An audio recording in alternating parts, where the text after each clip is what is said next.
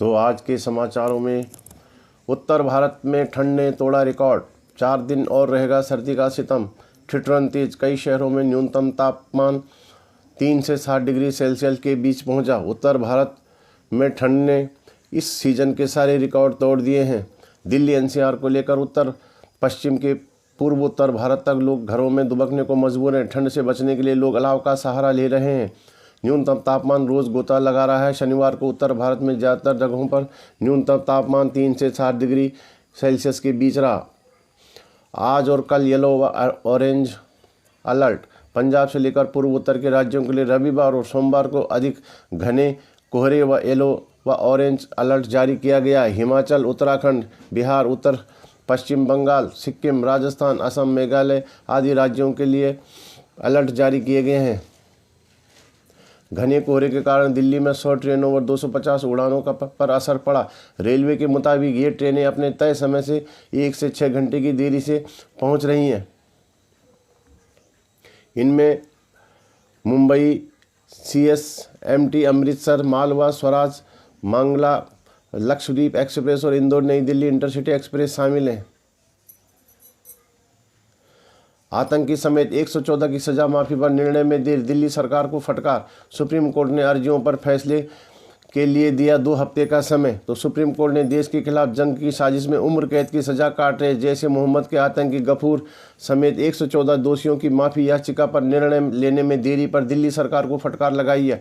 Justice अभय S. ओका और justice उज्ज्वल भुइयां की पीठ ने 14 वर्षों से अधिक सजा काट चुके उम्र कैद के दोषियों की माफी याचिका यंत्रवत खारिज करने के लिए राज्यों की आलोचना की है।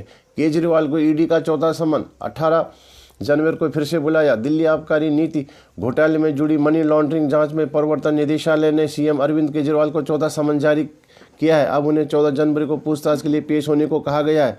3 माह में केजरीवाल को यह चौथा समन जारी किया गया है। उत्तर भारत में ठंड ने इस सीजन के सारे रिकॉर्ड तोड़ दिए। दिल्ली एनसीआर से लेकर उत्तर पश्चिम से पूर्व उत्तर भारत तक लोग ठंड से बचने के लिए अलाव का सहारा ले रहे हैं। अयोध्या में रामलीला कर धन्य हो गई देवभूमि की मातृशक्ति। चमोली, रुद्रप्रयाग सहित अन्य जिलों की 50 महिलाएं थी मंचन में शामिल।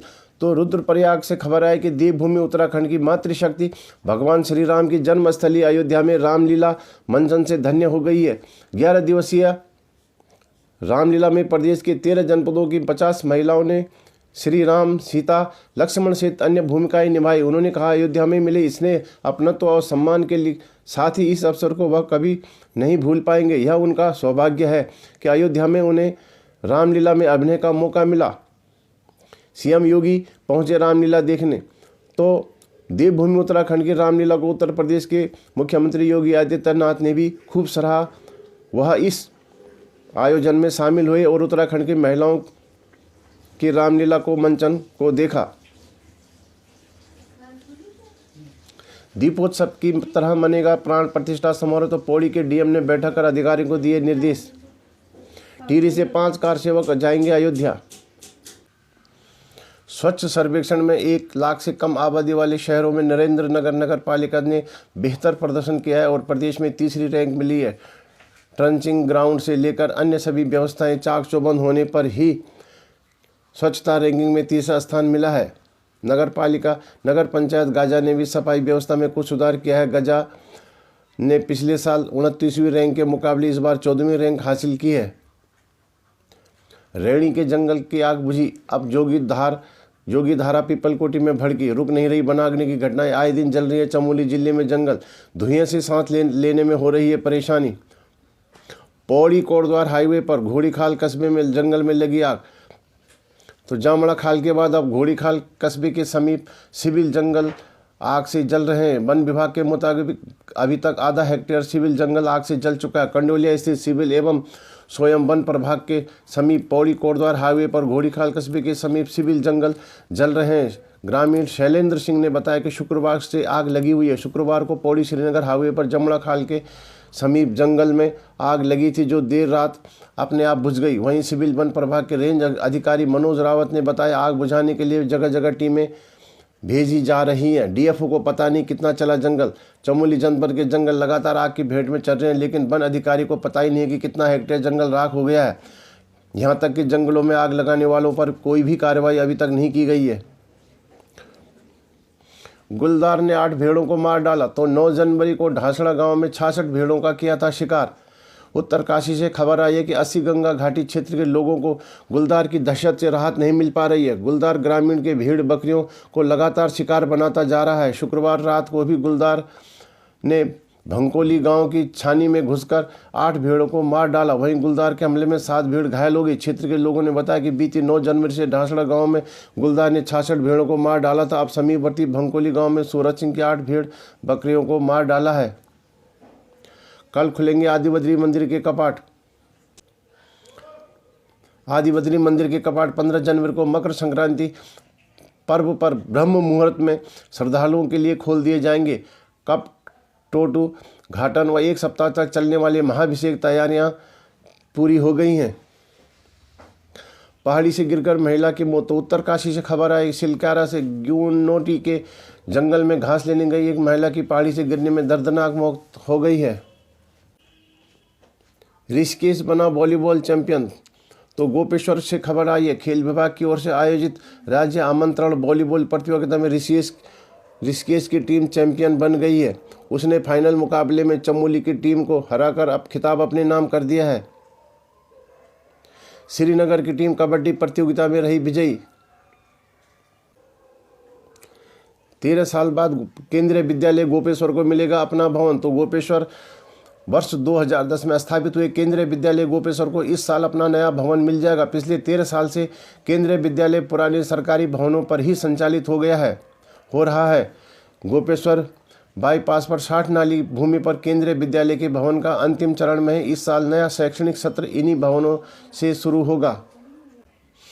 जिला अस्पताल में प्रसव के बाद महिला की मौत। उत्तरकाशी से खबर आई है, जिला अस्पताल उत्तरकाशी में बच्चे को जन्म देने के बाद महिला की मौत हो गई। महिला के परिजनों ने डॉक्टरों पर लापरवाही का आरोप लगाते हुए मामले की उच्च स्तरीय जांच कराने की मांग की है। सड़क के लिए धरने पर डटे। तो जोशीमठ से खबर है कि सैंजी लग्गा मैकोट श्यूण डुमक कलगोट सड़क के निर्माण को लेकर डुमक गांव के ग्रामीणों का धरना शनिवार 18वें दिन भी जारी रहा। ग्रामीणों ने 18 जनवरी को विभिन्न गांवों के सैकड़ों ग्रामीणों के साथ मिलकर जिला मुख्यालय पर जुलूस और प्रदर्शन का ऐलान किया है। स्वच्छ रैंकिंग में गिरावट पर सीएम नाराज, अभियान चलाने के निर्देश। तो दून, हरिद्वार, रुद्रपुर, हल्द्वानी और कोटद्वार की रैंकिंग सुधार के लिए योजना बनाने के निर्देश। देहरादून से खबर है कि राष्ट्रीय स्वच्छ सर्वेक्षण में उत्तराखंड के निकायों के फीके प्रदर्शन से मुख्यमंत्री पुष्कर सिंह धामी नाराज है। उन्होंने शनिवार को बैठक कर आदेश दिया कि जन सहभागिता से स्वच्छता अभियान व्यापक स्तर पर चलाया जाए। सीएम ने दून, हरिद्वार, रुद्रपुर, हल्द्वानी और कोटद्वार नगर निगमों की स्वच्छ रैंकिंग सुधार को विशेष योजना बनाने के निर्देश भी दिए हैं। मुख्यमंत्री पुष्कर सिंह धामी ने मुख्यमंत्री आवास में उच्च स्तरीय बैठक लेते हुए अधिकारियों को निर्देश दिए कि राज्य में स्वच्छता अभियान व्यापक स्तर पर चलाया जाए।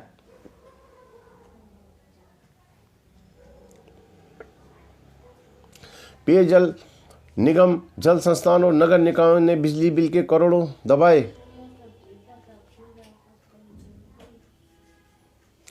11 स्टेशनों के 400 मीटर दायरे में निर्माण पर रोक।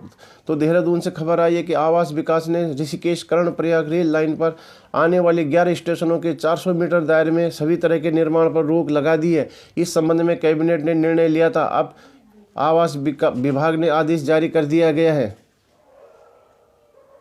बर्फीले तूफान से अमेरिका के कई राज्यों में आपातकाल। तो आर्कटिक तूफानों की सर्द लहर के बीच शनिवार को अमेरिका के न्यूयॉर्क से लुइसियाना राज्यों तक गवर्नरों ने आपातकाल की घोषणा कर दिया। यहाँ बेहद ठंडा मौसम चुनौती बन गया है। देश के अधिकांश हिस्सों में आंधी, बर्फबारी, बर्फीले तूफान और तेज हवाएं चलने लगी है। तूफान के तुरंत बाद मिडवेस्ट और साउथ की उड़ानों में देरी व रद्द होने के कारण हवाई अड्डों पर सैकड़ों यात्री फंस गए हैं। शनिवार को इन राज्यों में न्यूनतम तापमान 0 से 26 डिग्री सेंटीग्रेड तक नीचे रिकॉर्ड किया गया है। अमेरिका का यमन पर फिर बड़ा हमला, ईरान समर्थित हूती भड़के। अमेरिका के 10 राज्यों में लगे राम मंदिर के विशाल होर्डिंग। तो वाशिंगटन से खबर है कि अयोध्या में 22 जनवरी को राम मंदिर के प्राण प्रतिष्ठा समारोह से पहले दुनिया भर के में कार्यक्रमों के बीच अमेरिका के 10 से अधिक राज्यों में भगवान श्री राम और उनके भव्य मंदिर के विशाल होर्डिंग लगाए गए हैं। अमेरिका में कई जगह राम नाम की विशाल रैलियां भी की गई हैं। बेसिक शिक्षकों के 3,604 पदों पर भर्ती में नहीं रखे जाएंगे बीएड अभ्यर्थी। बेसिक शिक्षक भर्ती सेवा नियमावली 2019 के बाद फिर से होगी संशोधित। तो देहरादून से खबर आई है कि प्रदेश में बेसिक शिक्षकों की 3,604 पदों के लिए इस साल होने वाली भर्ती में बीएड अभ्यर्थी नहीं रखे जाएंगे। शिक्षा मंत्री डॉक्टर धन सिंह रावत ने कहा, इसके लिए बेसिक शिक्षा भर्ती सेवा नियमावली 2019 में संशोधन कर इसमें बीएड को हटाया जाएगा। सरकारी प्राथमिक विद्यालयों में जिला शिक्षा एवं प्रशिक्षण संस्थान DElEd diploma in elementary education करने वाले ही भर्ती हो सकेंगे। प्रदेश के सरकारी विद्यालयों में सहायक अध्यापक के पद की भर्ती की प्रक्रिया वर्ष 2018-19 से पूरी नहीं हो पाई है। शिक्षा विभाग ने 2018-19 में सहायक भर्ती पदों के लिए 361 पदों के लिए आवेदन मांगे थे, लेकिन इस दौरान ही 345 पदों पर ही भर्ती हो पाए।